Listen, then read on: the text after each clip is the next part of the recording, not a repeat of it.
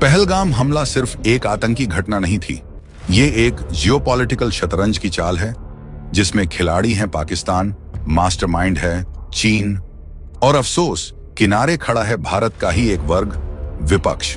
ऐसा कहने की वजह आगे जान जाएंगे। हमले के बाद वैसे तो सेना को फ्री हैंड दिया जा चुका है, दुनिया भर में पाकिस्तान पर डिप्लोमेटिक प्रेशर बनाया जा रहा है, तीनों सेनाएं अलर्ट पर हैं। लेकिन एक बात जो किसी को हजम नहीं हो रही है कि जो विपक्ष 2019 के स्ट्राइक के सबूत मांग रहा था, अब अचानक पाकिस्तान पर हमला करो जैसे बयान देने लगा है। शक इस पर नहीं कि पाकिस्तान दोषी है, शक इस पर है कि क्या यह हमला सिर्फ सीमा पार से आया था या इसमें कहीं भीतर से भी कोई इनविजिबल हैंड काम कर रहा है। अब जरा टाइमिंग समझिए। मोदी सरकार ग्लोबल मंचों पर लगातार मजबूत हो रही है, पाकिस्तान आर्थिक रूप से दिवालिया है, चीन की BRI लड़खड़ा रही है, CPEC ठप पड़ा है, इंडो पैसिफिक में भारत एक मजबूत खिलाड़ी बन चुका है, अमेरिका ने चीन पर 245% टैरिफ लगाकर उसकी मैन्युफैक्चरिंग को झटका दिया है और अब कंपनियां भारत की ओर रुख कर रही हैं। यानी भारत बन रहा है अगली मैन्युफैक्चरिंग सुपर पावर। और यही बात चीन और पाकिस्तान को सबसे ज्यादा खटक रही है और शायद विपक्ष को भी।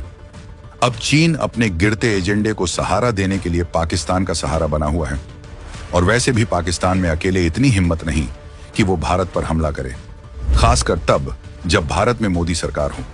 मकसद साफ है, भारत को युद्ध में उलझाना, क्योंकि युद्ध का मतलब है अस्थिरता, अस्थिरता का मतलब है निवेश रुकना।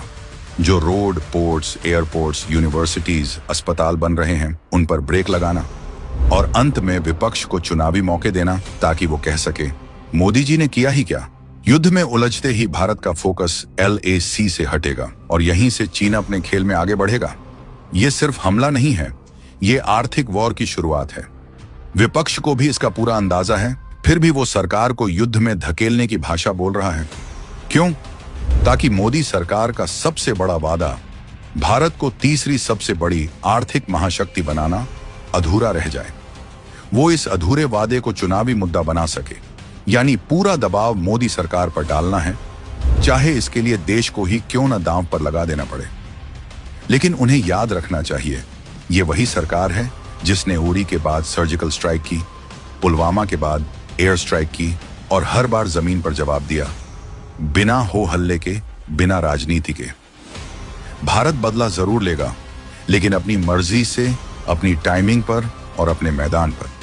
यह युद्ध का शंखनाद नहीं है, ये चुपचाप फतह की तैयारी है। इस बार भारत शिकार नहीं, शिकारी है।